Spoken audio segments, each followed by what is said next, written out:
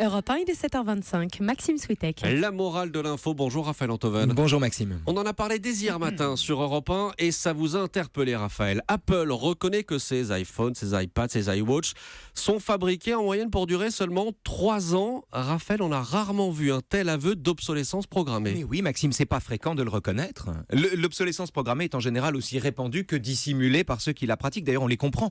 On imagine mal une entreprise se vanter d'organiser le vieillissement accéléré de ses produits pour en augmenter le taux de remplacement ou raconter qu'elle répartit avec parcimonie les fonctionnalités d'un appareil pour que son possesseur ait envie de l'échanger contre le suivant. C'est exactement ce que vient de faire Apple. Eh bien, effectivement.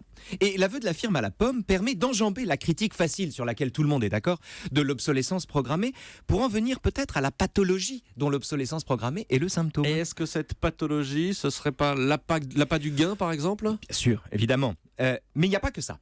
Je crois que le mal vient de plus loin. Vous vous souvenez des réplicants dans Blade Runner, Maxime ? C'est les robots ? Les Oui. robots à l'apparence humaine, on a réduit leur vie à quoi ? 4 ans ? Voilà, 3-4 ans. 4 ans pour Blade Runner et 3-4 ans pour un iPad. C'est obsolescence programmée. Pour éviter qu'ils nous échappent. Ben oui, voilà, exactement. C'est pour éviter qu'il nous échappe qu'on a fait ça. Alors, avant d'être le fruit du cynisme, c'est ça qui est intéressant, l'obsolescence programmée, c'est l'artifice qui veut maintenir une création, que cette création soit une créature ou un objet, sous l'emprise de son créateur. Or, le résultat, dans Blade Runner, est aux antipodes de celui qu'on attend, puisque c'est pour les tenir en laisse qu'on a réduit leur durée de vie. Alors que l'effet de cette restriction, qui leur donne la conscience de leur propre mort, est de donner aux réplicants l'envie d'être libres et de tuer leur créateur.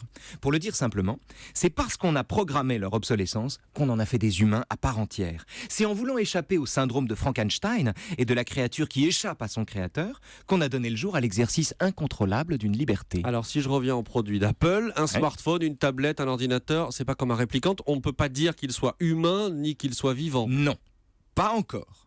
Mais ils prolifèrent, comme la vie elle-même. Et la façon qu'ils ont de nous échapper, c'est de tellement remplir nos poubelles qu'elles en débordent.